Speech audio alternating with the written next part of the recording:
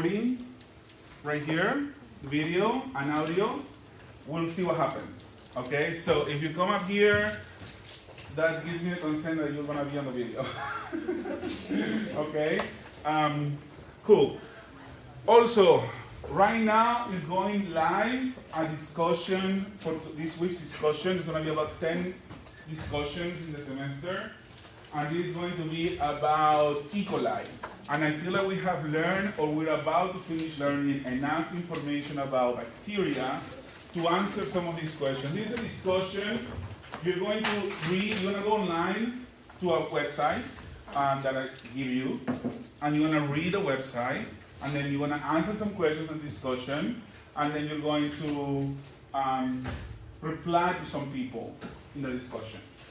Also, did everybody get my email about bringing a binder? Who did not get an email? Okay, so we'll see. We have today we have a manual because officially we're done with registration for this class at least. So no more people in or out. Oh, in. If you want to go out, if you want to leave, okay. I want to try. Okay, any questions? Questions? No? No? Okay, cool. So let's start. So we are on.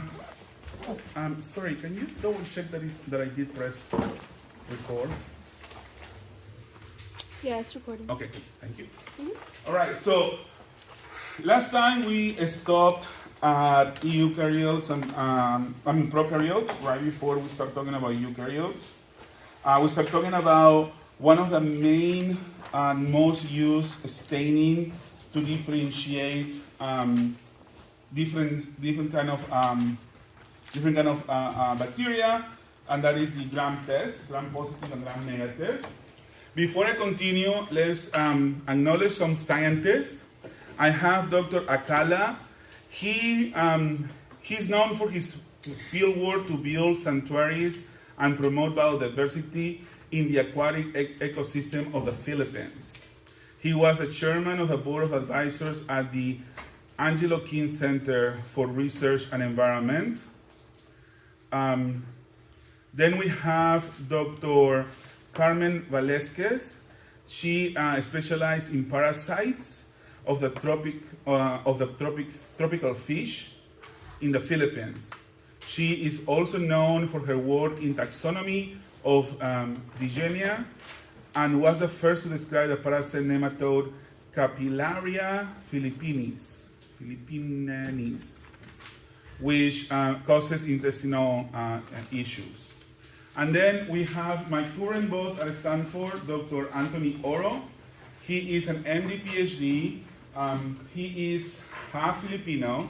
He's from California, and he works on skin and how to cure cancer and a genetic disease called epidermolysis bullosa. So he does a lot of genetic testing and cell therapy with humans. So great people doing great things for science and medicine. All right, so Gram positive and Gram negative. The big difference is whether or not you have, how much of this peptidoglycan cell wall you have. And if you have very little, then the test is going to come negative. And then you're going to have also an outer membrane. Well, if you have a lot of this peptidoglycan, you have a lot of the cell wall, and you're going to be positive. That's where we stayed last time.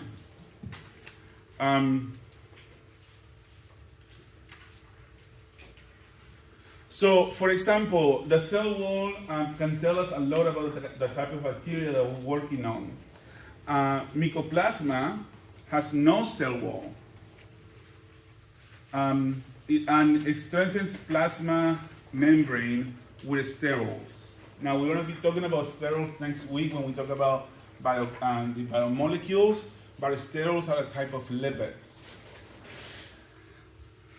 And it causes what is called walking pneumonia.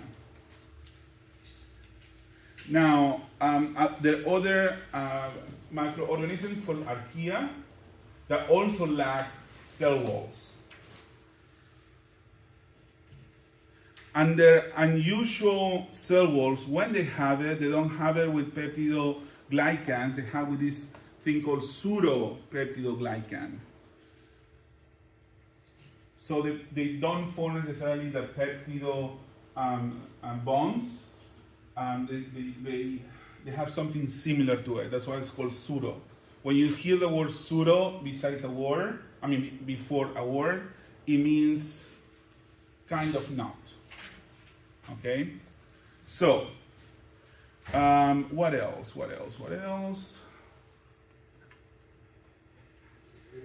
So, applications for the cell wall. Why are we so interested in understanding cell wall? Well, the question is, what makes a good antibiotic? A good antibiotic should specifically kill the pathogens, but not the host. It'll be useless if we take a medicine that's going to kill both the bacteria and ourselves, right? Like, why do that? So, for example, penicillin targets polypeptidoglycans. It prevents the cross-linkage between these chains in growing and dividing cells. So here's one important thing. It doesn't work on cells that are not growing or dividing. So if the cell is in a steady, if the colony is in a steady, let's call it hemostasis, penicillin is not going to work because the bonds already were made. Penicillin, it works on breaking, or preventing, I should say, preventing the cross-linking between the peptidoglycans. Penicillin is actually mostly used for gram-positive cells because gram-negative cells have an outer membrane that prevents the entry of the penicillin. So just to remind everybody, both cells, this is cell 1, this is cell 2, both of them have membranes. One of them have a very thin cell wall, while the other one has really, really thick cell wall. And this one has the outer membrane. Now, which of these two is gram-positive? This is gram-positive and this is gram-negative. Right? So penicillin needs to go through the outer membrane to get to the peptidoglycan. So it's more difficult. The chances are that it's not going to happen. But then if the cell wall is right there, penicillin is going to attack it if it's growing and dividing. So if I ask you a question, which of these two cells penicillin is more useful for? Growing gram-negative or growing gram-positive? Gram-positive. What about static gram-positive or growing gram-positive? Growing. It has to be growing or dividing. Okay? Next week, no, in 2 weeks, we're going to be talking about growth and growth rate and how bacteria actually have a way of sensing how much bacteria there are around. Eventually, they're going to stop growing. Okay? So. Once they sense how much bacteria. Oh yeah. Believe it or not. It doesn't matter like what the environment, like if it has enough, like the petri dish or whatever it is. So that is a good question. When I talk about how much bacteria is around, it's literally telling them how much bacteria. Not whether or not there is enough nutrients to survive. Yeah, nutrients. Yeah, but it's all about how much bacteria is around. And and believe it or not, bacteria talk to each other. Yeah, super crazy. They do have a communication. So, in this case, let's go back to the previous slide, not literally, but figuratively. Can penicillin treat walking pneumonia? What is walking pneumonia? Gram positive or gram negative?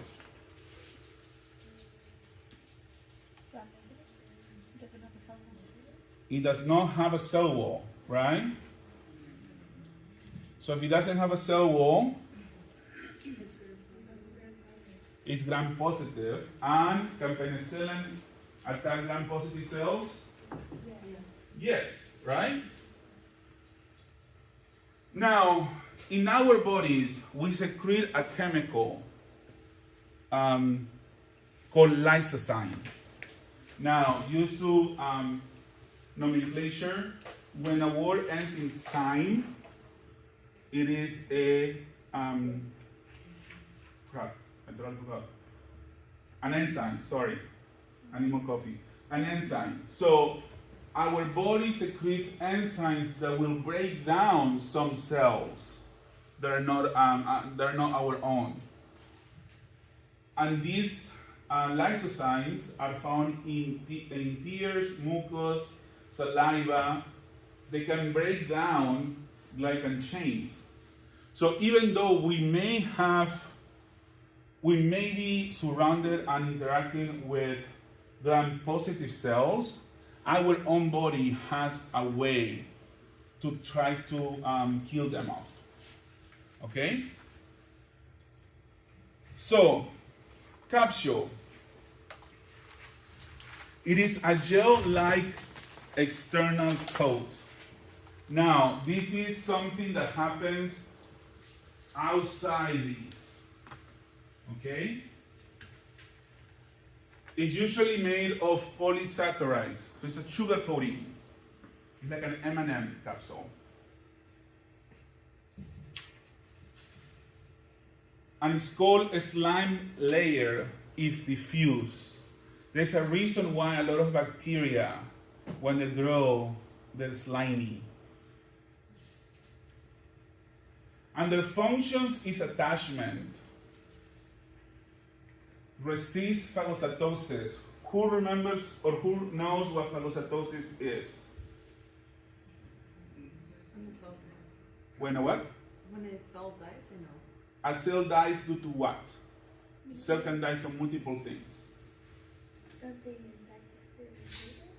Something kills it. Our macrophages phagocytose bacteria. Bacteria. So phagocytosis is when another cell eats up one cell. That is a function, that is a name, phagocytosis. And it protects from dehydration. Now, what is the process of dehydration? We talked about it last week.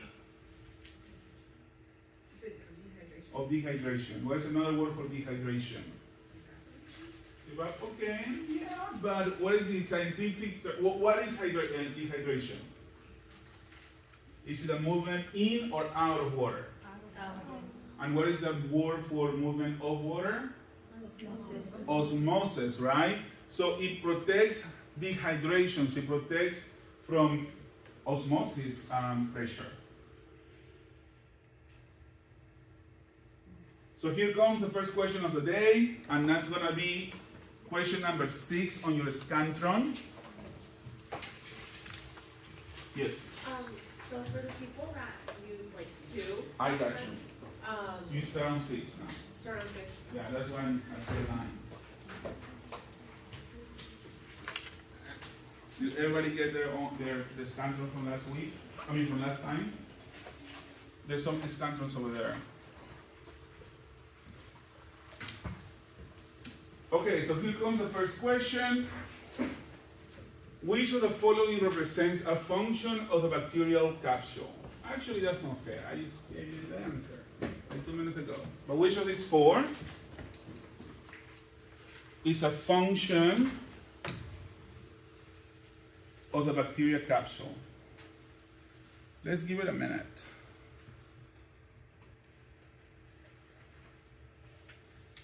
Let's start on number 6, question 6.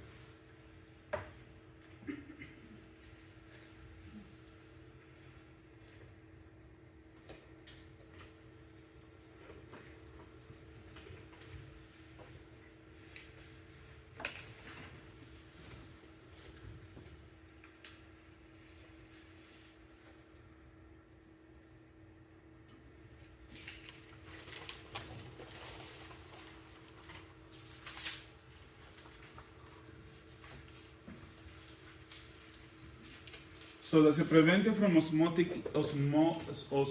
lysis? That's some fancy word.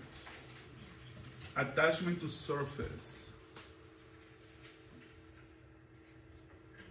Semi-permeability, or semi-permeable membrane, or rigid borders.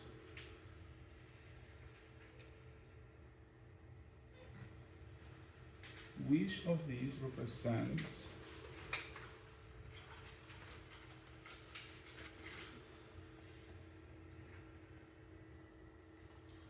and actually, I think there are two correct answers on this one.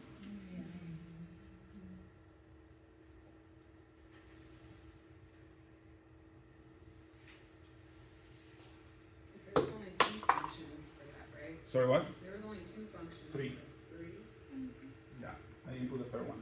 Okay. Yeah. Later. No, we did mention the third one. I just didn't put it after. Oh, okay. Maybe on the, okay. Or on the finals?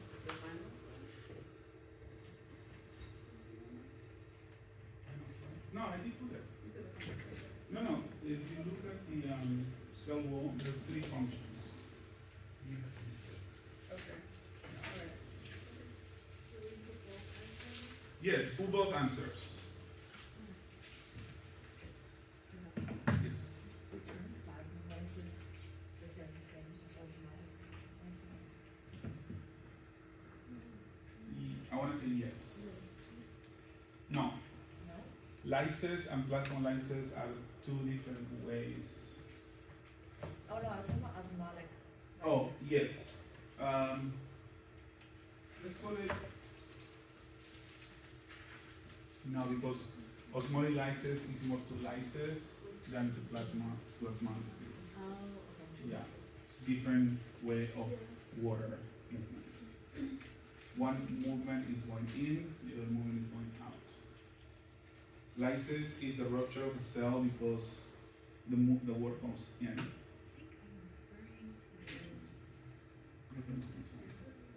Yeah. Plasma lysis. Lysis, the water goes in and it bursts the cell. Right. Plasmolysis, the water goes out Mm-hmm. and it shrinks the cell. So then what's osmosis? It's called a It's two also right different. now. Yeah. Okay, next. Hello, are you here? All right, so let's move on to another structure of the bacteria called the flagella. The flagella is a structure, the structure of flagella is a basal body anchored to the plasma membrane. PM means plasma membrane.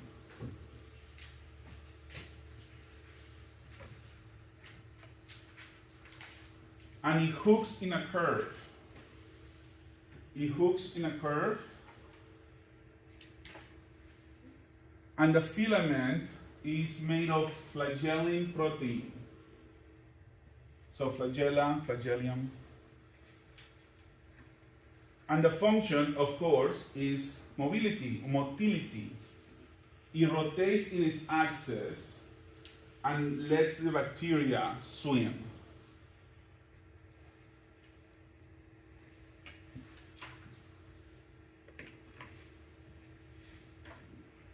And these are different samples of flagellum.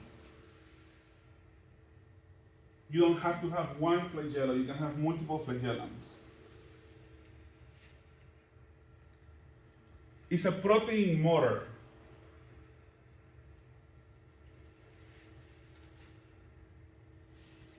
It's a protein motor. So think about it as like a boat with a propeller or a propeller, yeah, with a motor on the outside.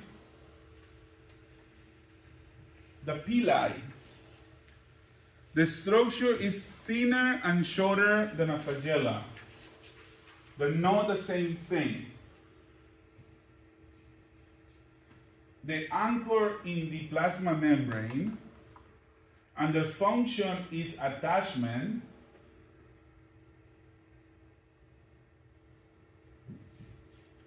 and conjugation, and it's going to be very important for the second part of the class, which is in February. Conjugation. Conjugation is a method of bacteria that they have developed to exchange genetic information. In other words, like my genetics professor used to say, it's bacteria sex, even though it's not reproduction. She like to mess with our heads. And the way that they do it is pretty cool. This is why you can have two bacteria, same species. One can have a resistance to antibiotic and the other one doesn't. And the one that does have the antibiotic resistance can share their DNA to the bacteria that doesn't have the resistance. And all of a sudden now you have more bacteria with resistance to antibiotics. That's one example, yes. So it's like they're having sex and like you give somebody the flu, but they don't get pregnant. Something like that, yeah. Yeah. The end goal of this one is not exchange, is not to continue the line reproduction, it's just to exchange DNA fluids. Yes. Wait, it can only be with same bacteria, same species? Or To my knowledge, no. Yes, but that is not something that we're discussing right now. Yeah. Actually, no. I want to say it's not. Because there are some indications of why people can, like people from Asian descent can eat algae, and people from like European descent cannot digest algae. It's because the people from Asian descent started eating algae centuries ago. They started eating bacteria that eventually led them break it down, and that bacteria in the algae share their genetic information to the flora, to your microbiome. You see what I mean? And those are two different bacteria. Okay, and this is an example of conjugation, and this is why my old professor called it Bailetti-Sáez. It's very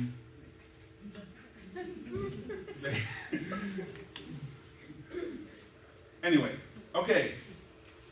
So we're actually going to skip this for now because of time, because we have to go through a lot today. Now, lastly, the cytoplasm. It is about 80% water and only about 20% solutes. You remember what solutes were? Solutes are the things that you dilute in the water or in any liquid. So, there is a difference between cytosol and cytoplasm. Cytoplasm refers to everything, while cytosol refers mostly to the liquid portion of the cytoplasm. The cytoplasm also contains cytoskeleton. These are proteins that they can hold the cell shape. They can help with transport of molecules. They can help with information transfer as well. And then other internal structures. Oops, I cannot go back. You can go back? Excuse me.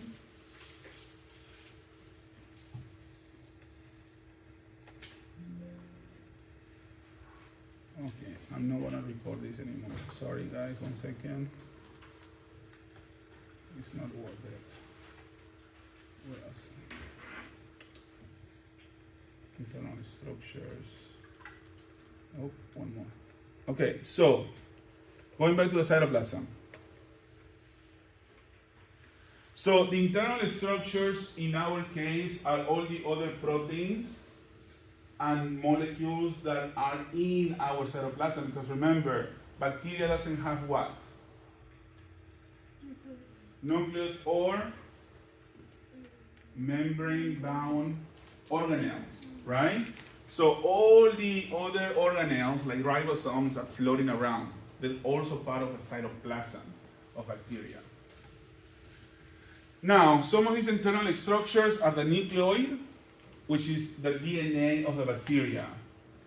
We mentioned this last time, but the bacteria has one circular double-stranded chromosome. And we also talked about the fact that it is supercoiled. Instead of just being bulky, it wraps around itself multiple times to be able to get to a very small space. And that is called supercoiling. For those people older than me, or as old as I am, think about the old-fashioned telephones and how the core of the telephone always coiled on itself, and it kept on coiling, and you couldn't like extend it anymore after a while. That is what supercoiling means. So another structure that we also mentioned last time was plasmids. And these are extra chromosomal DNA in the cytoplasm with very few genes, and some of them are even not essential. Now, these plasmids have to be circular. So, what happens on DNA when it's not protected, if we cut the DNA of the bacteria, let's say this is the DNA of the bacteria. If we cut it here, we're going to get this, right? But here, you're going to have these, let's call it hanging molecules. And a DNA helicase, no, an enzyme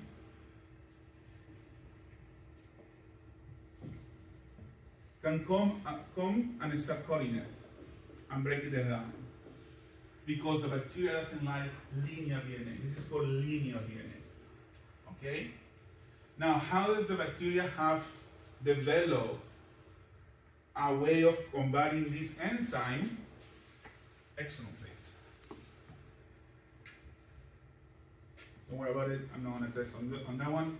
How does the bacteria have prevented this?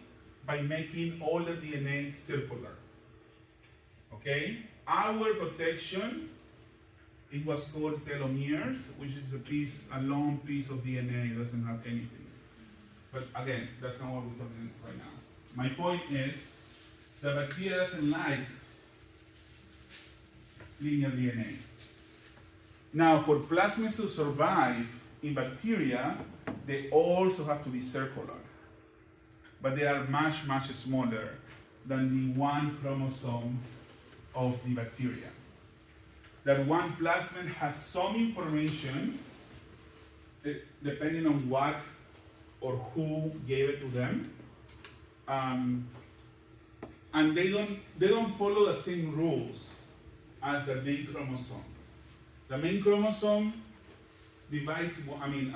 duplicates once, and then the bacteria splits. The plasmids inside the bacteria can replicate 100 times, and it won't involve the splitting of the cell. This is why plasmids for researchers are so important, because we can literally stick in a piece of DNA information, put it in a bacteria, and let it run wild. And after a day, we started with one copy, and we have now millions, so like one copy of the one thing we want. So, plasmids are extra chromosomal DNA, and they're circular to prevent degradation. And some of these genes that are shared by plasmids are antibiotic resistance, nutrient use, toxin production. And bacteria can have none, and they'll be happy with not having any. They can have one or many different types of plasmids.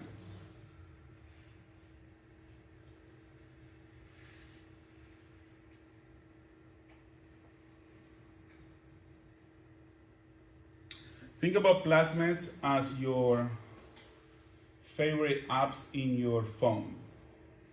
You decide which apps to download, to share, but there is a core number of apps that if you delete, your phone will stop working, right?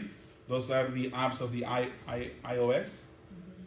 So same thing with the bacteria. If you delete this DNA, the bacteria dies. The most important is the chromosomal DNA. These plasmids are just plus, cherry on top. They can have things that they need, like antibiotic resistance, or nothing.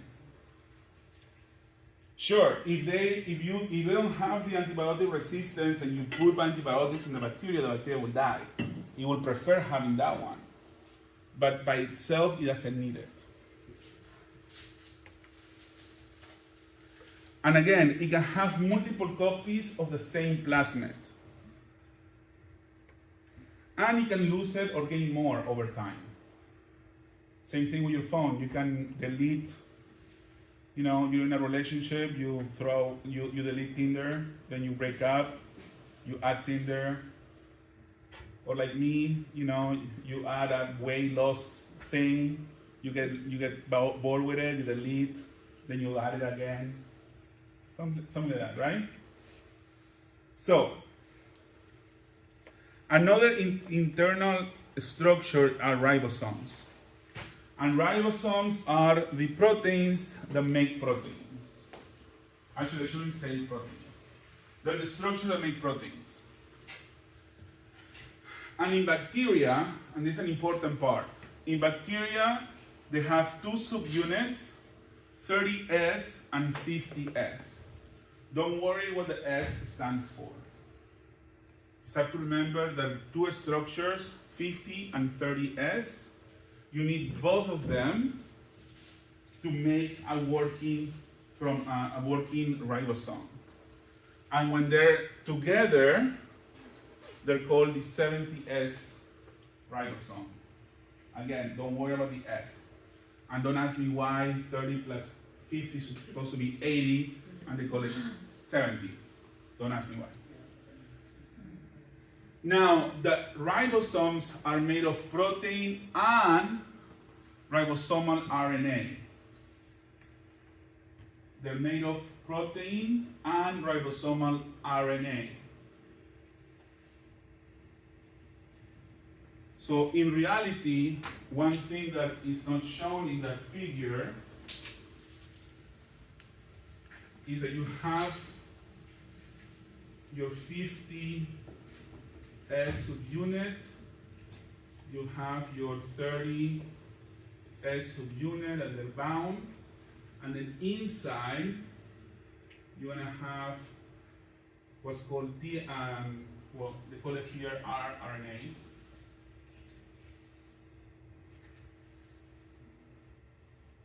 I want to talk about what these rRNAs are used for later.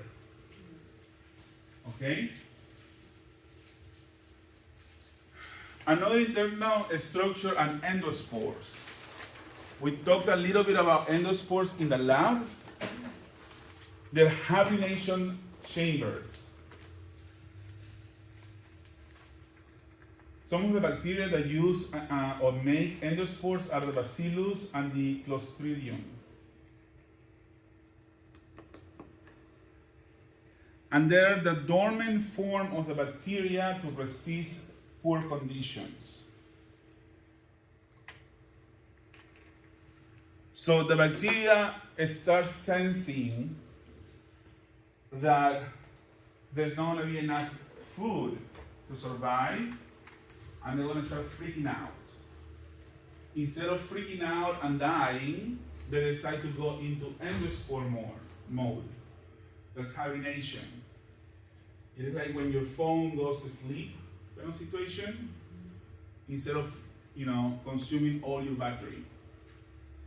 It is like the super battery safe mode that some phones have. Okay? They're very hard. We talked about this before, but they're very hard to kill. and the only thing that they need to survive is in there, in the little endospore. Now, one second. And these, they can survive as an endospore for thousands of years. So I don't know if you have heard about the defrosting permafrost and how that is releasing bacteria for thousands years ago. They were in endospore mode. Yes, Lauren. This is the one that's like the biofilm or something? Or the No, this is the type of bacteria that you need heat to kill. No use ethanol. Like alcohol will not kill it. The disinfectants we use won't kill it. But that's why we fire up. We cook up the loop that one time. Okay? But I have a question. But Yes. endospores are only killed when it's like a high temperature, right? Yes. 275. Really high. Yeah. That's why the flame, believe it or not, the flame that we used the other day was really, really hot. Really? Yes. Okay, I thought you need pressure to kill bacteria. No, you also need pressure, but heat can also be sufficient. Okay. Yeah. Anything else? Any questions? And of course, like we were talking about, endospore is what gives us contamination concerns.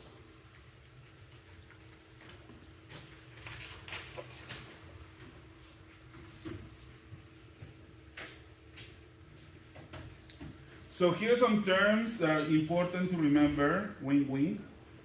Sporulation is a process by which a cell forms endospore when conditions are unfavorable. So because scientists are annoying, I apologize for us. They have a term for when the cell goes into hibernation, which is called sporulation. And of course, there's a term for the reverse, germination. Germination is when an endospore goes back to a vegetated cell.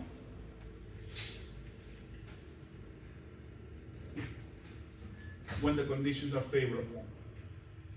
So here, the important part is that the conditions have to be bad for sporulation to happen, and the conditions have to be good for germination to happen. Another thing to remember is that one cell creates one endospore. So this is not cell division, this is not growth. This is literally about survival. Okay? Questions?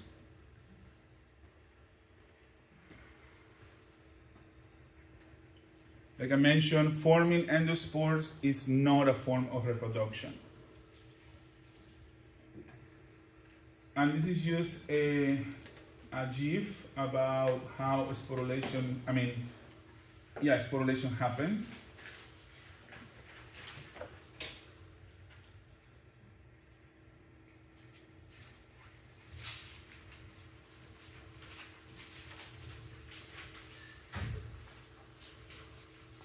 And this is a GIF of how germination happens.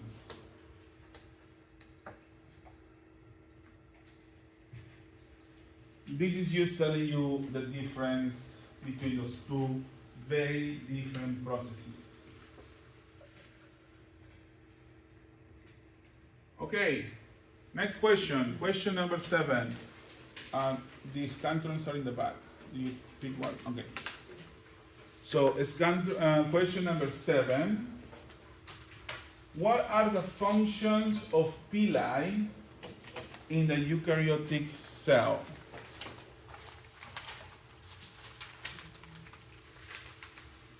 What are the functions of the pili in prokaryotic cells? sporulation and germination, storage of extrachromosomal DNA, attachment and conjugation, motility, and protein production. And in our case, in this case, there's only one right answer. I did not make a mistake again. I'm human, you know. And for those who were here late, I am recording the lecture on my phone, video and sound. So if you come up here, you are giving me permission to record you. Otherwise, stay behind the phone. I'm not gonna put it on my, snap face or thick book.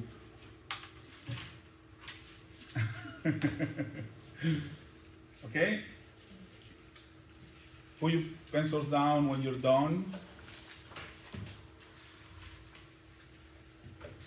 And I think that's it. So this is the end of last lecture from Tuesday. Now we want to start with the next one, eukaryotic cells.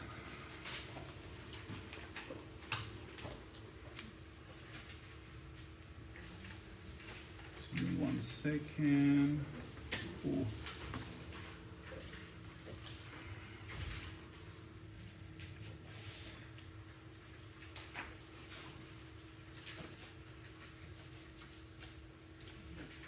Okay. You guys need a 5-minute break? Are you guys good?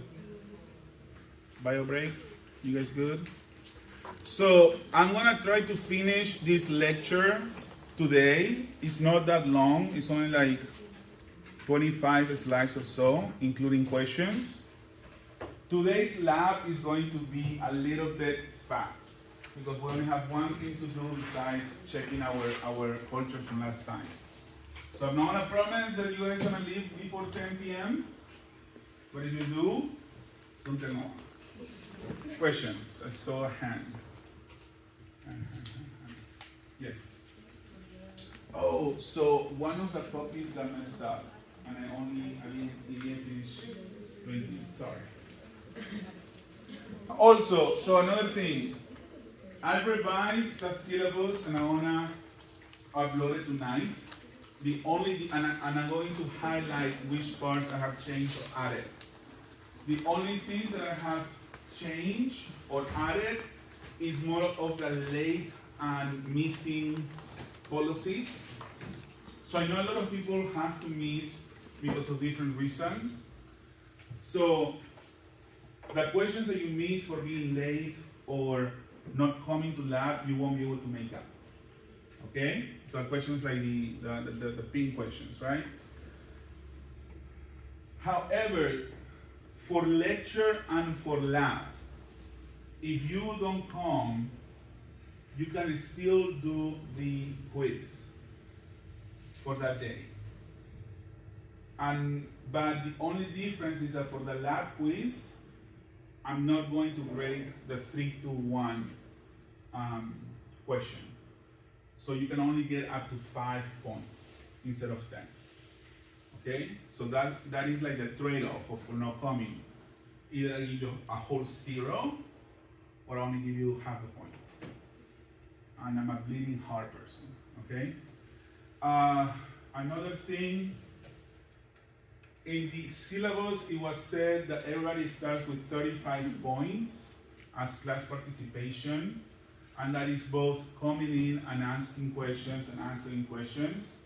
If you're late for the lecture, I cannot do much more about the lab, but for the lecture, I take half a point. If you don't come, I take 1 point, regardless of being excused or not. The only thing about being excused is the actual assignments. Okay? Are we good? Questions, concerns, criticisms. Okay, so eukaryotic cells. Question number 8. What is the biggest difference between prokaryotes and eukaryotes? I feel like I'm being too easy on you guys.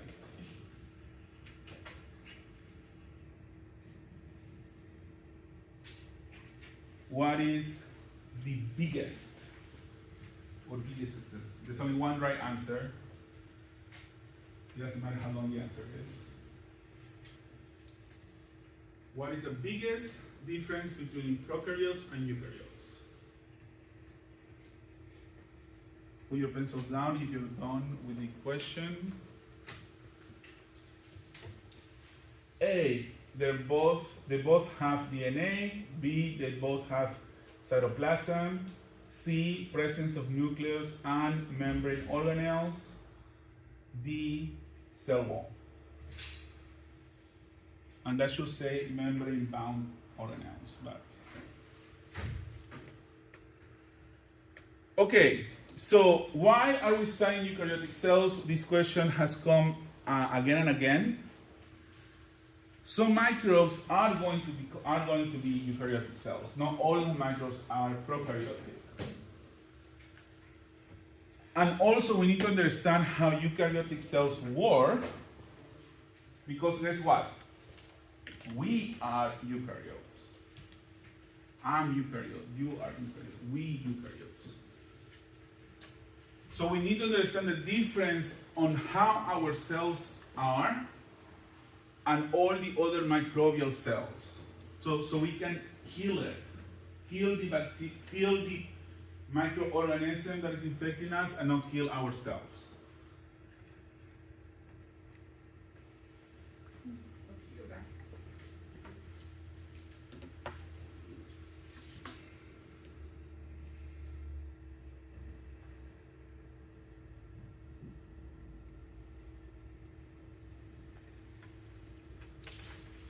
Also, let me know if I am blanking out too much of a slide and I'm going too fast.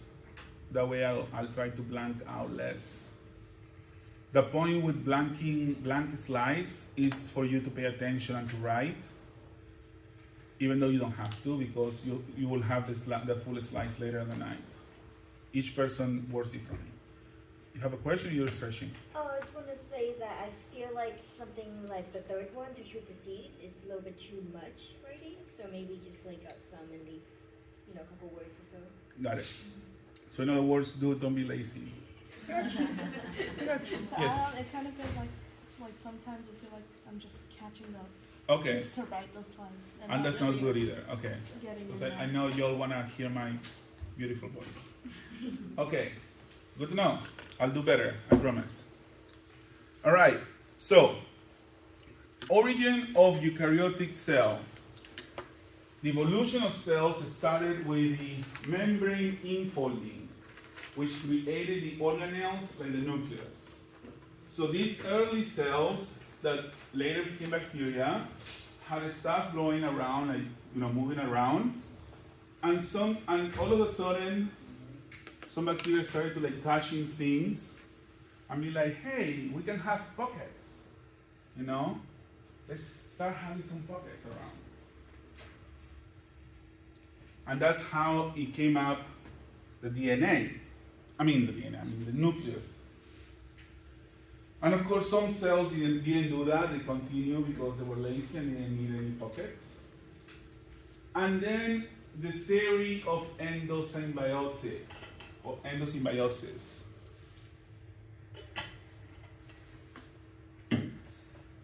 Which says that at some point, this, let's call it early eukaryotic cell, without any kind of battery, any kind of energy, any kind of powerhouse, it started associating with the mitochondria, with cells that do make their own energy, and they started engulfing them. Now that gave this bacteria protection from the environment, nutrients, so the bacteria didn't have to go around and eat stuff. And in return, the bacteria will make the molecule of energy. And what is the name for the molecule of energy? ATP. Good. Now that happened to cells at some point, and some cells started also interacting with photosynthetic bacteria. And these photosynthetic bacteria, they don't make necessarily ATP. What do they make? What is photosynthesis end goal? Oh, true. I mean, that's for us, but for the bacteria, what is it good for? Glucose. Glucose, sugars. If you know the answer, say it out loud, don't be afraid. So, now this glucose is going to be given to the cell, and the cell is going to give it to the mitochondria to do cellular respiration. So all of a sudden, this cell became able to make their own energy and make their own food. So they were super independent. All right? So that is the theory of endosymbiosis. At some point during evolution, the very primitive eukarya started interacting with cells, mitochondrial cells, and then eventually with chloroplast cells. And who came up with this awesome theory? It was a woman. Lynn Margulis was the first person who proposed that mitochondria and chloroplasts evolved as a result of endosymbiosis. Inside plus living together. So in other words, cool roommates. So, some main structures of eukaryotic cells. They're much bigger than prokaryotes. They're between 5 and 50 micrometers. They're all gonna have plasma membranes. Some of them will have cell wall. But these cell wall from eukaryotic cells are not your old-fashioned cell wall from prokaryotes. They're also gonna have flagella and cilia. And they all gonna have cytoplasm with cytosols, cytoskeletons, ribosomes, and membrane-bound organelles, which includes the nucleus. So if in the test I ask you, which of these components do all eukaryotic cells have in common, and you see cell wall or flagella, you can say those. The only components that all eukaryotic cells have is plasma membrane, cytoplasm, ribosomes, nucleus. Okay?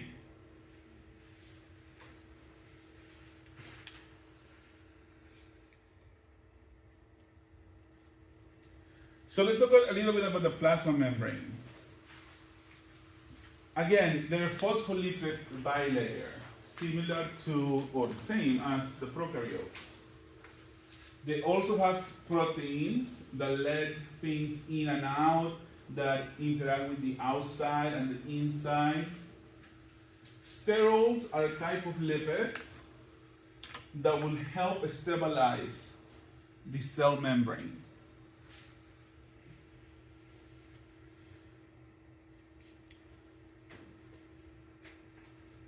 So these sterols is what makes the cell membrane a state of fluidity.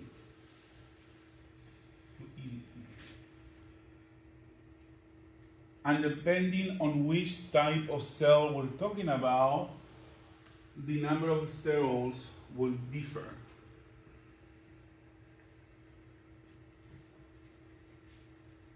And then there's a link for a video, I believe, for cell membrane, and you can go online to look it up. Have anyone tried to use the links on the PDFs?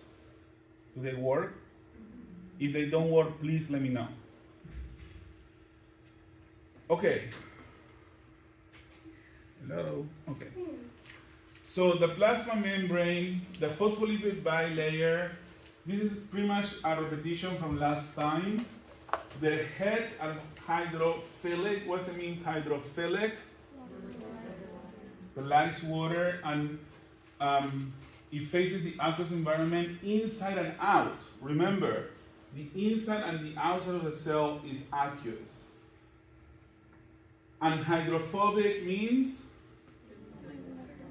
it hates water, right? And those are the hydrophobic tails. So these are some proteins for, yes. Can you go back? Oh yeah, sure. You're just talking really fast and I'm gonna start. I know. I'm sorry. It is Thank you. Thank you for letting me know. Today it's like, wow, what happened to Tuesday? It was a lot easier writing.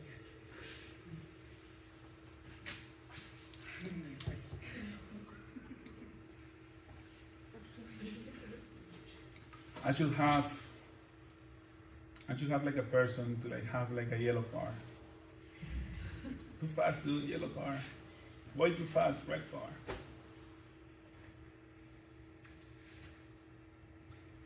Also, I am talking to a person in the college that teaches people with autism and other neurodiverse issues. And I'm thinking about having one of them come at the end of the class to help me break down the stuff, picking up things, and so I can move to the lab faster. Will you guys be okay with that? I'm hoping that whoever comes will be okay sitting down for 10 minutes without making noise, so you guys can still be pay attention, but at the same time have the chance for them to interact with other students. So it's not for sure yet. We'll see what happens. Because the other day I was like running like a chicken without a head. Okay, we good? So here's some proteins that are bound to the membrane. We have enzymes. Enzymes are proteins that either cut or put things together, right? We have proteins for recognition, like receptors, like antennas. Junction proteins. A lot of our cells actually have to be bound with each other, like in our skin, in our esophagus. Transport, either things in or out. The structural proteins are what helps the cell to have a specific shape or a specific movement. And again, receptors. I don't think we're gonna go a lot on details on all of these enzymes in the class. But the cell membrane by itself is a cluster of information and actions and things. Like, it's not just a bag. Okay? Now, the model of the membrane is fluid mosaic, which means the consistency is fluid or oil-like. Fluid or oil-like. Some components can move freely.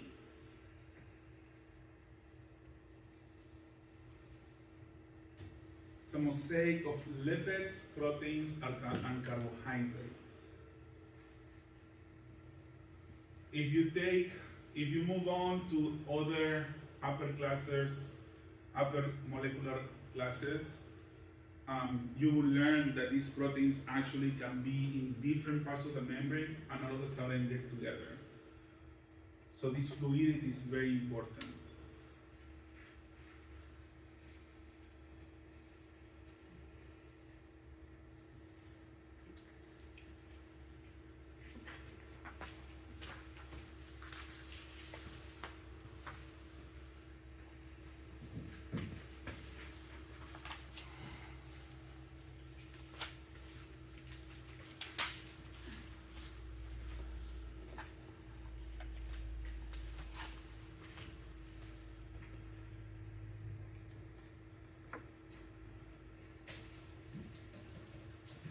So some of the functions of the plasma membrane is protection.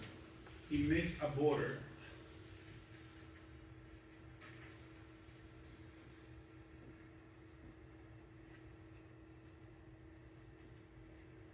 It is semi-permeable, permeable. It means that it only lets some molecules in and out.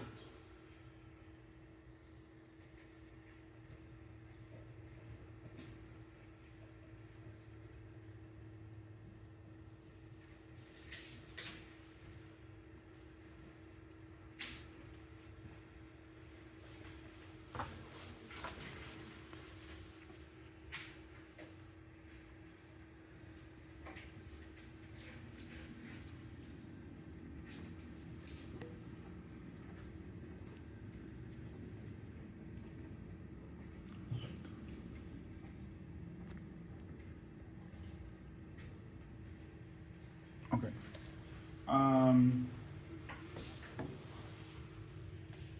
It senses the environment. It has, like I mentioned, receptors. It has molecules that knows if the environment is good or not, if it needs to send signal inside or not. When we talk about eukaryotic cells, we're talking about a very diverse group of cells. There's not only one type of cell.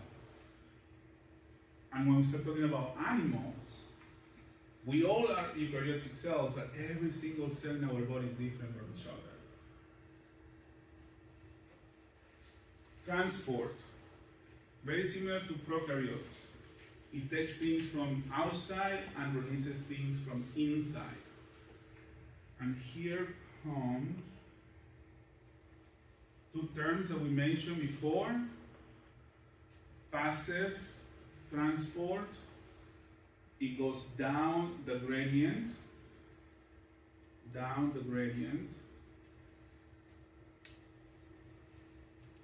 and active, it goes against the gradient. The question is, which of these two uses energy? Active.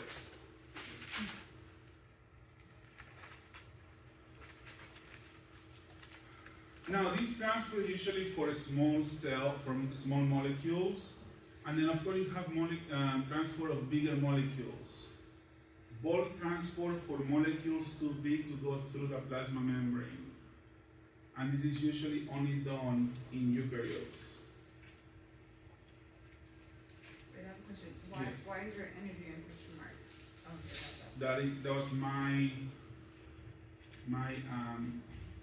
mark to ask you. Oh, okay. That's for me, not for you. Oh.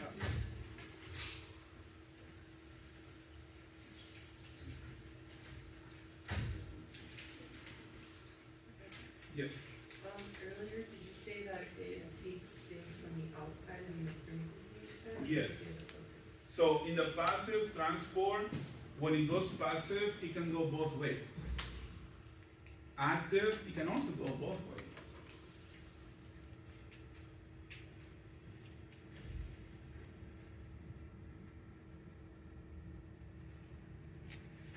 So some other bulk transport, and here comes some terminology, is exocytosis. Exo for exit. Things go out of the cell. Endo, inside, stuff comes into the cell.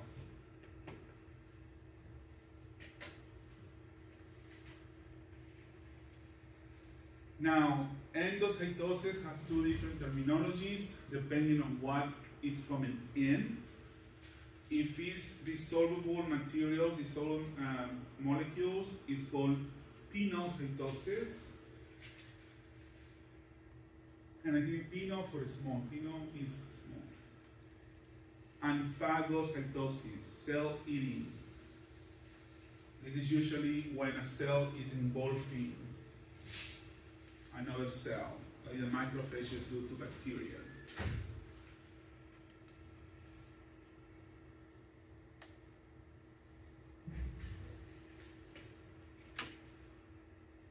I'm sorry, I don't do these notes. Okay?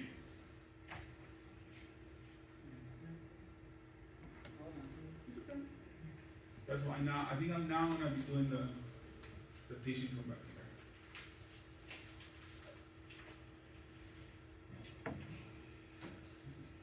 I can even do it.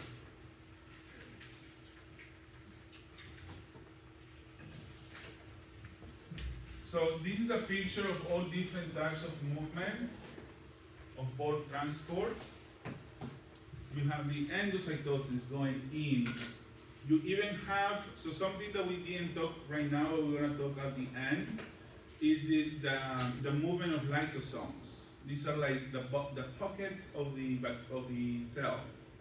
Things that move throughout the cell. And then you have the other side, the exocytosis, which is the exiting of molecules. Question 9.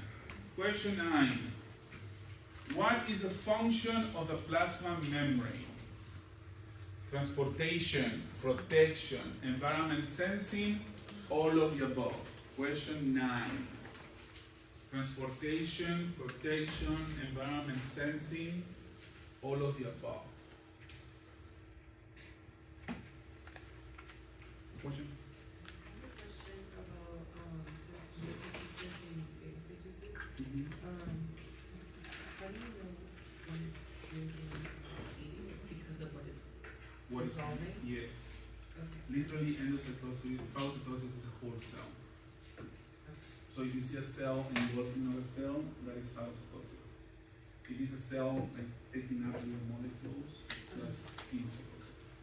That was like more of a, when you look at it on the microscope, like a straw one, where it's sucking it, or No, it's big it one? also can be this.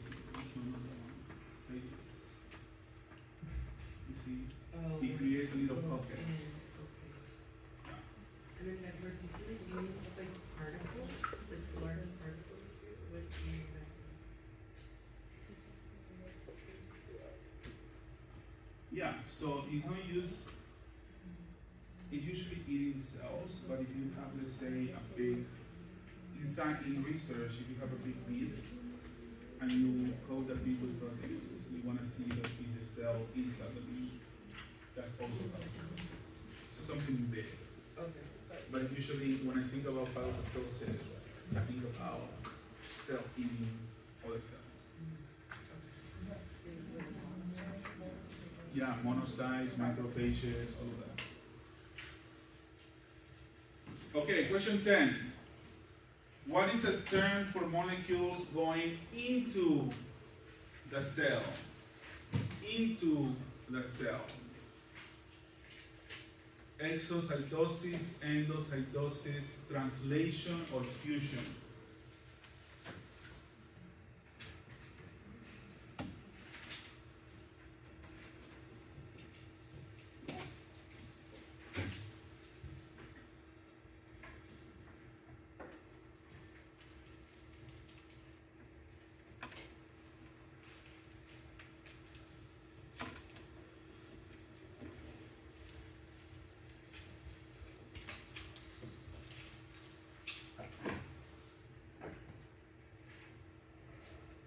Ready?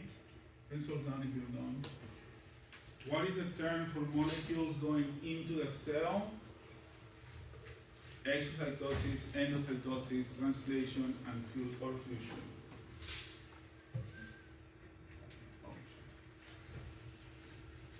Okay, cell wall. Yes, eukaryotic cells, some of them have cell walls. They're mostly in algae, plants, and fungi. Algae, plants, and fungi. And their main function is to provide support. This is why the plants are so rigid. This is why the fungi are so rigid. But they're not made of peptoglycans. They are not made of peptoglycans. Who can tell me what they're made of, usually? Start with a C. Sugar? It is a sugar. Cellulose? Cellulose. And cellulose is the molecule most abundant in the face of the earth. Because every single eukaryotic cell has it. one way or another.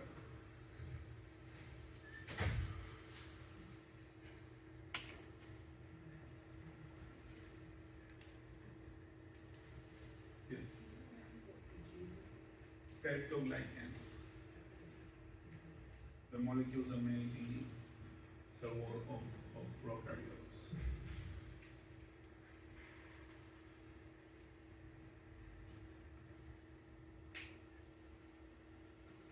Now, some eukaryotes also have flagella and cilia. The big difference between these two is that flagella are long and they're very, very few, while cilia are short and many of them, numerous. And both of them are made of protein filaments called microtubules.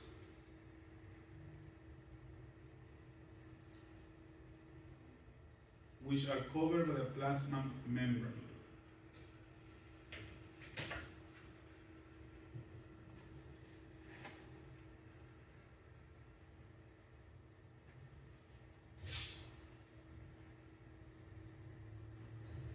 Their main function is for self-movement.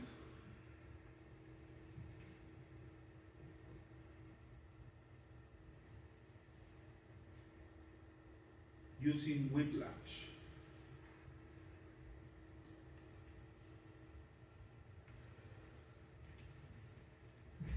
And they have to be powered by ATP. ATP.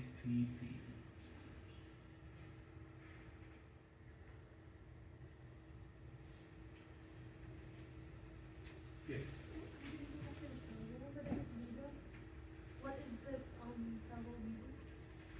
cell? Cellulose. So In eukaryotes.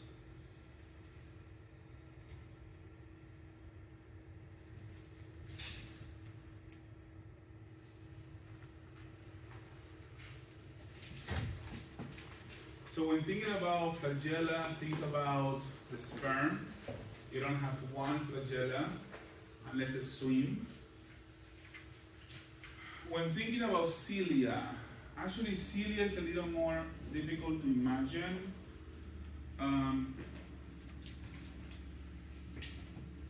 Yeah, I don't know how to explain it other than there's many little hairs.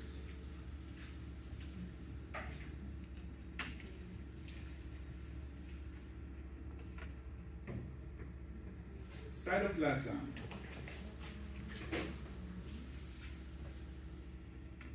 They're the inside of the membrane, the region inside of the main membrane and outside the nucleus. Inside the plasma membrane and outside the nucleus. And similar to the prokaryotes, they're made of cytosol, cytoskeleton,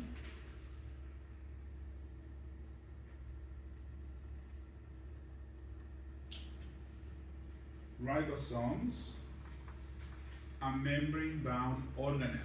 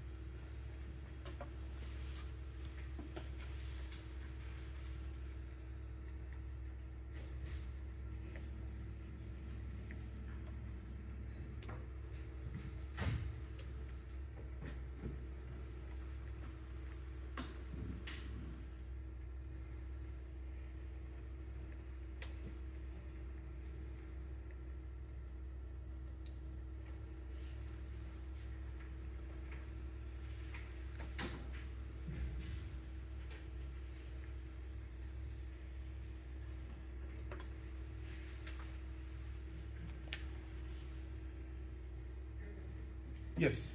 You were talking about the flagella and you said that they were long and few, and then you gave sperm as an example, right? Yeah. But don't sperm come in like thousands, sometimes millions of counts, so what is considered?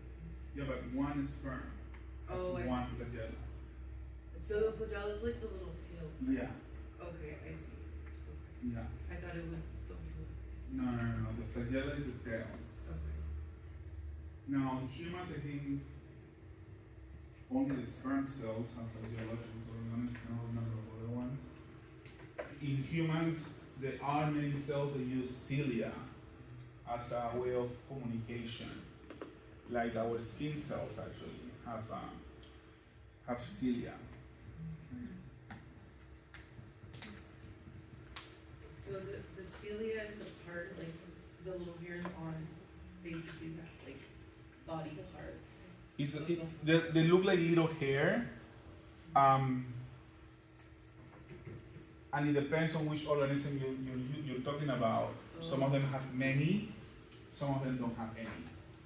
Like our skin cell, not all our skin cells have cilia, only some have, and they usually have one or two. Yes. Talking about cilia, is that in the esophagus to swallow?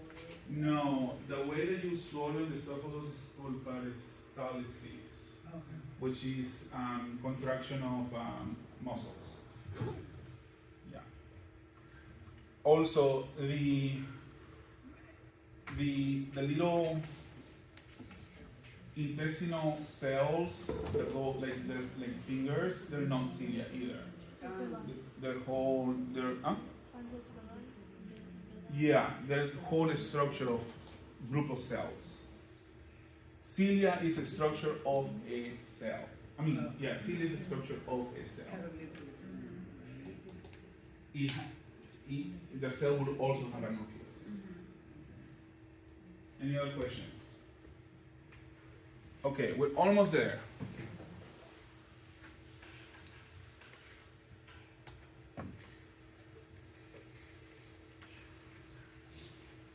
Yeah, okay, so ribosomes. Eukaryotes also have ribosomes, and they're also made of of proteins and ribosomal RNA. And in eukaryotes, they are the subunit 60S and 40S, and together you get the 80S ribosome. And this is a reminder that in prokaryotes you have the 50 and the 30, and that gives you a 70S ribosome.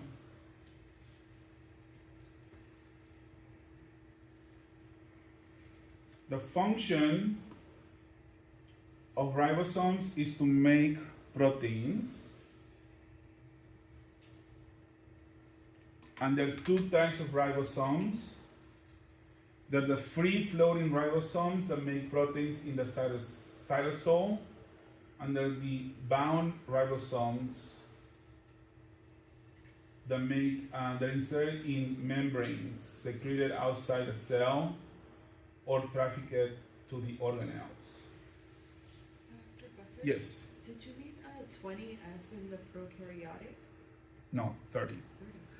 I know that the addition doesn't make sense, but when they're together, they make 70. When they're apart, we can talk about why this happens, but that will take a whole different, class. But thank you for noticing that again. Some of it like broken down in the process of making. No, it's about protein mobility. The way that they discover these proteins is by letting it move down on a gel, and when the proteins are by themselves, they move to a certain level, but then when they're together, they move to another level. Yeah. We can talk about it later.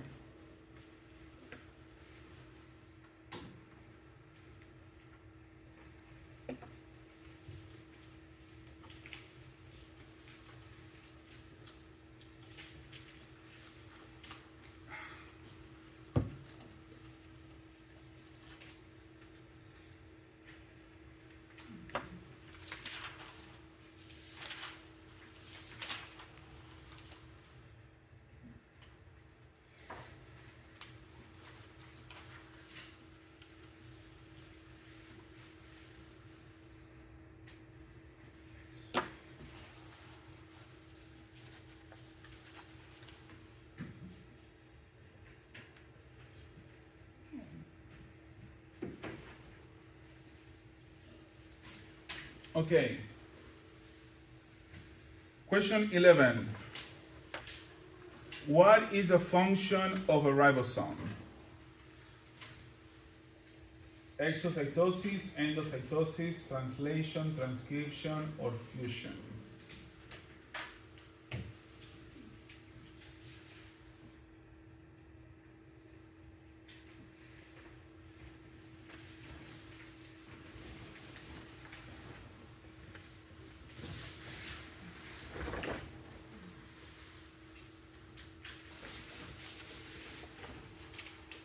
What is a function of a ribosome? Exocytosis, endocytosis, translation, transcription, or fusion?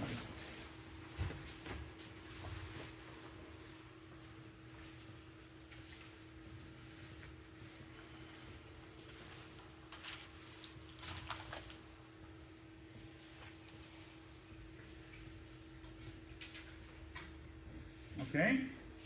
Pencils down if you're done, so you know that you've done.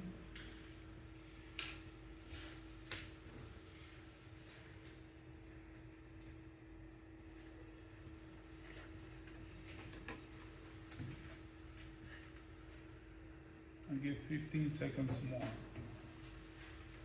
seconds.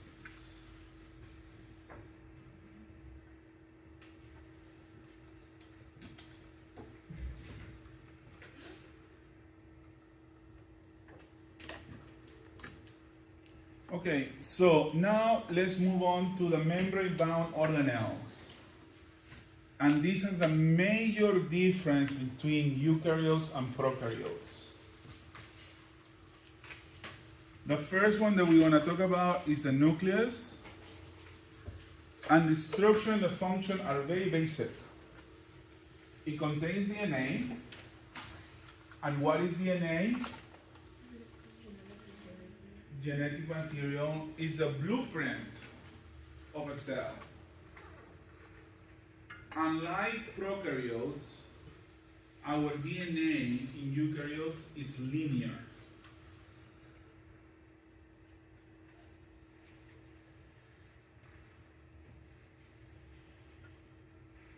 The nuclear envelope is also a double membrane.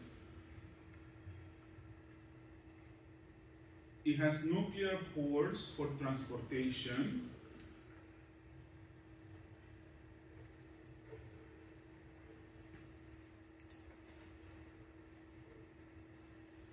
And the nucleolus is a site of assembly of ribosome subunits.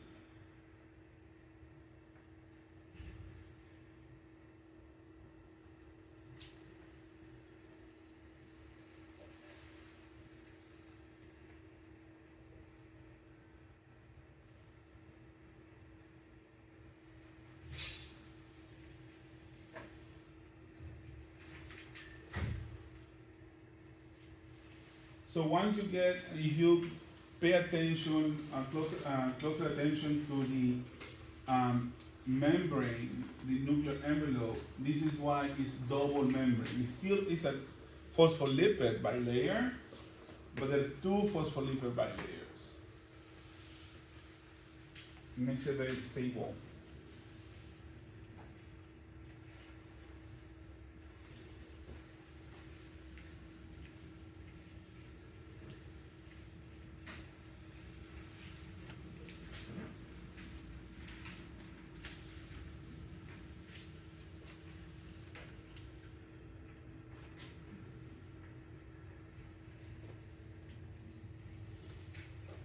And yes, we have ribosomes inside the nucleus as well.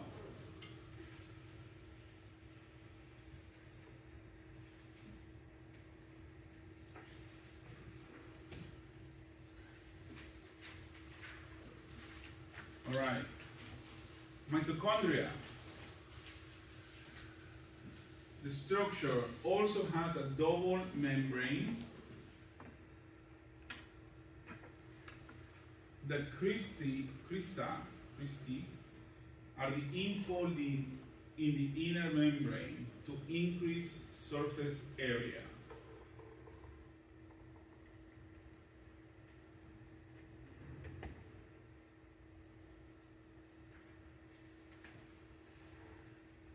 And this is the difference between having a row of chairs surrounding the wall of the classroom and having multiple rows of chairs in the classroom.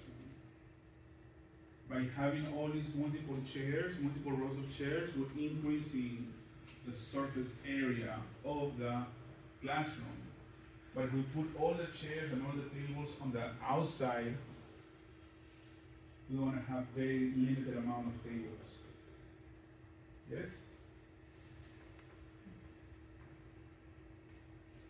The matrix is a fluid inside the membrane, the inner membrane. And this contains DNA, RNA,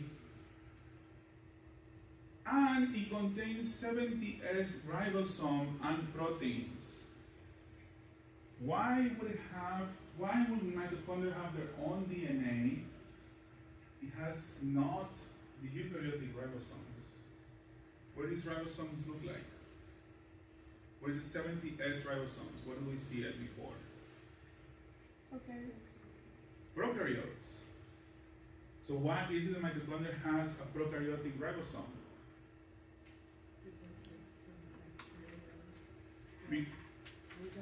It used to be a bacteria, and through endosymbiosis, it became an organelle. So this is another proof that mitochondria used to be a prokaryote on its own. Is it through endosymbiosis? Yes, endosymbiosis. We talked about it at the beginning. We also mentioned before that the DNA of the mitochondria is unique, and it comes from mother to daughter or from mother to offspring. There are actually many diseases that are mitochondrial diseases, which means that they are they're based on mutations in the mitochondrial DNA. Yes. So is that why they say, like, you know, if your mother has like a certain disease, that you should be more, like, watch out more for it? No, Because it's easy to be passed on from the mother's side?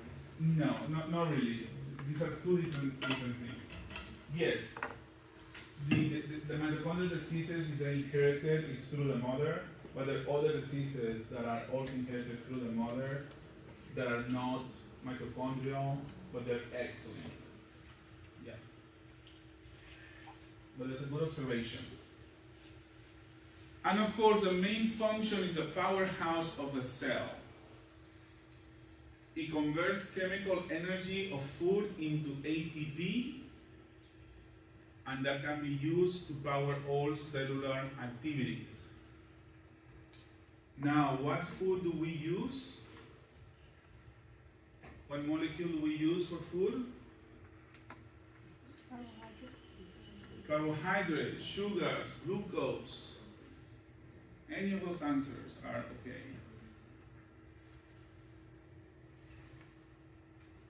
Question. Yes. Could it be used to identify like any infections of like a microbe? Because they have the 70S ribosome and proteins. Like, would they be able to detect it? Because depending on what proteins the bacteria makes and when it infects. So are you saying that? Like kind of a form of a detection, I guess? No, because you're not testing the mitochondria when you test for microbes. I don't know if maybe I'm not Like if we understanding. get infected with like a E. random coli, bacteria, yeah. like E. coli, and they have the 70S ribosomes, would the mitochondria be like in any aid of detecting that we are infected, in fact, Oh, by the I see. bacteria with that specific? I see what you're saying. No, those are two different things. Yeah, because the bacteria usually, the bacteria wouldn't go into the cell. The bacteria causes problems on the outside of the cell. But the mitochondria does not interact with the bacteria that is being infected. Is that what you're saying? Yeah. Yeah. Any questions? Okay, so then we have the endomembrane system. Endomembrane system. And it's a transport between the endoplasmic reticulum and the Golgi apparatus. Don't worry about this, I blanked it out, but you guys can do it on your own. The main idea here is that the proteins and molecules go from the either rough endoplasmic reticulum or the smooth to the Golgi apparatus. And then from the old Golgi apparatus, things are going to be added into the molecules until the end. And at the end, the Golgi apparatus will release it into the cytoplasm. And depending on what molecules are being made, it will either be released or propagated into the cell. What is the ER stand Endoplasmic reticulum. That's the next slide. I took these slides from another professor and she had them later. And I thought that putting it here was better, but maybe it wasn't. I'm testing. Okay. So, endoplasmic reticulum. There are a series of flattened and hollow interconnecting sacs.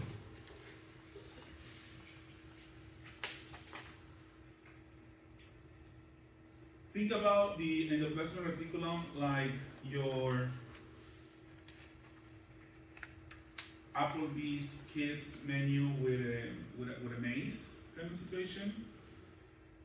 The protein will go into one of the RNA will go into one of them, and there's going to be some translation happening, trying to get out of the maze. And there are two types of endoplasmic reticulum. You have the rough, ER, and they're called rough because literally when you look at it using the electron microscope, they look like they're bumpy.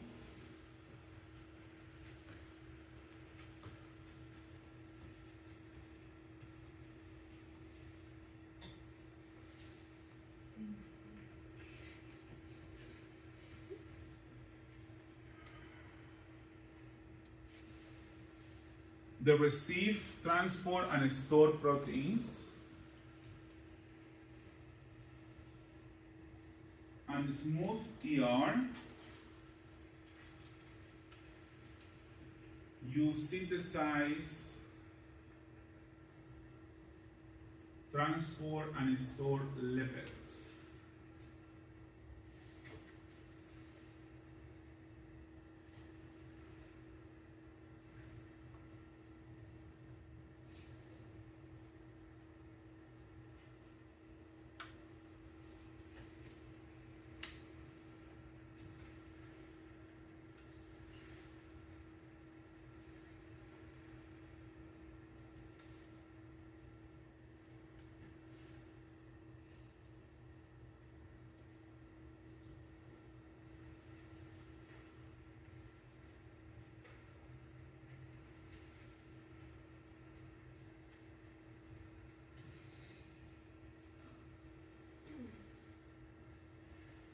Any questions?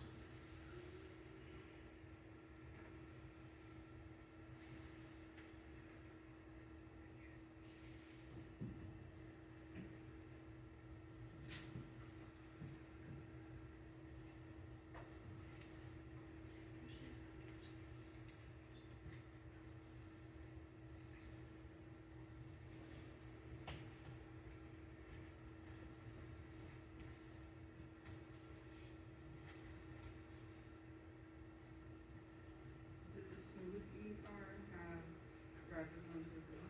No. The smooth ER doesn't have ribosomes. That's why it have a smooth kind of area. Golgi apparatus. There's series of sacs, but they're independent of the endoplasmic reticulum.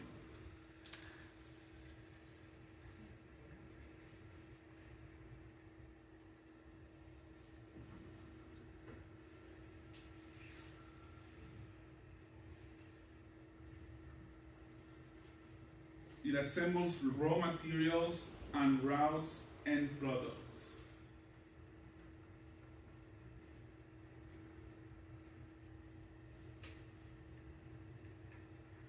Now, to me, the Golgi apparatus is also like port authority or like union station. It's a hub of transport. It moves things around the cell or out the cell.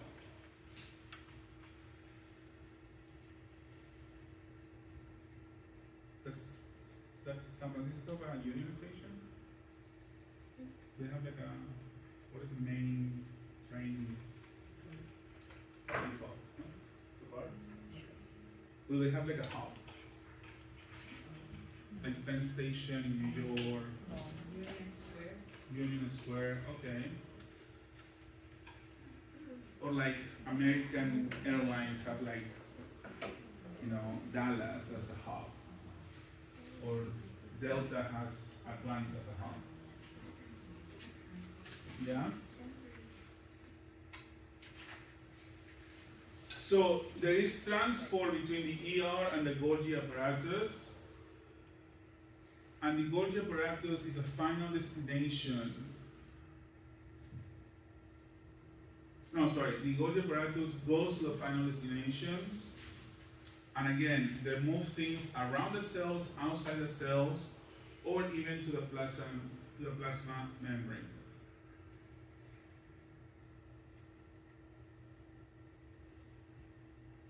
And they can be very small or very, very large.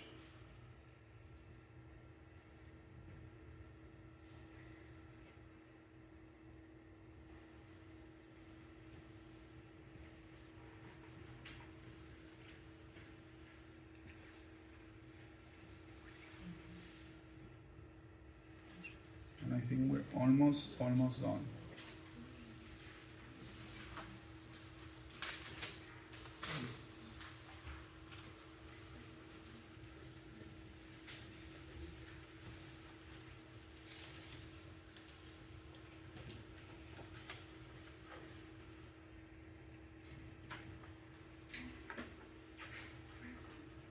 Anything else? Any questions so far?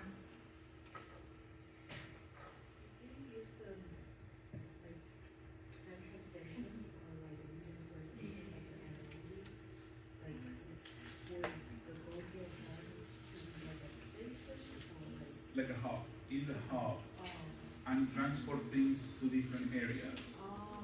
And it also things can happen inside the Golgi apparatus as well. Like you have, like in some stations you have malls, things to do. Sorry, I'm trying to get like real life analogies up here. Is it kind of like, I don't know, like the Amazon and then the recipes are like building? Yeah. The Golgi apparatus is like an Amazon warehouse. Yeah. That's a good analogy. Think about it. Okay, the next and last structure are the lysosomes.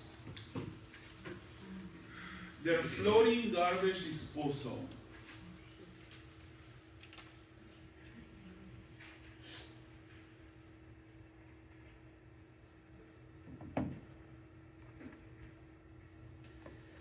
They're vesicles with digestive enzymes, and the digestive enzymes come from the rough ER that bought off from the Golgi apparatus.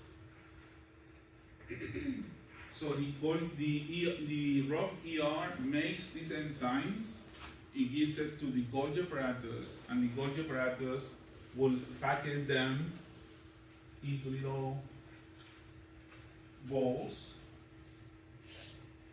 and they will float around to digest foreign invaders, old organelles that are malfunctioning,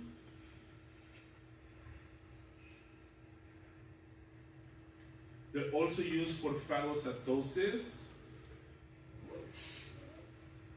when they eat up something like a big cell or a big molecule or a big particle, the lysosomes are going to be used to digest, to destroy, to break down these structures.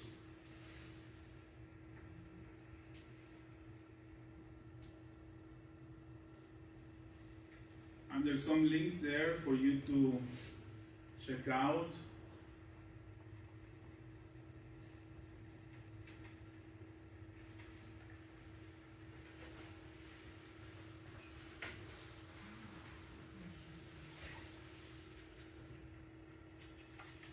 And I think I have one last question. Yes? How do the digestive enzymes from the rough get to the Golgi apparatus? They're connected. The Golgi apparatus and the rough yard, even though they're independent, they're connected. Yes? Can you go back to the last question, please? The what? The last question. I just want How many people need question 11? Okay, I'm gonna give you 10 seconds. There. okay. And then here comes question 12. Which organelle is thought to have originated as a bacterial cell, and what is its function? The nucleus to make ribosomal RNA, the ribosome to produce proteins, the lysosome to digest foreign invaders, or the mitochondria to produce energy.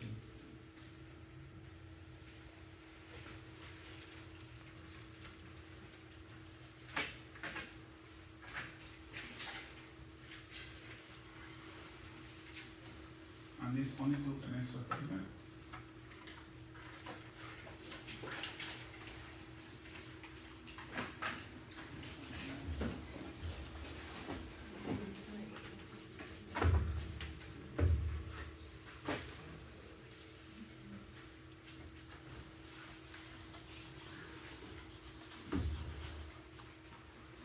And just to make sure, since we are still on the ADRO period, we have a story, we have America,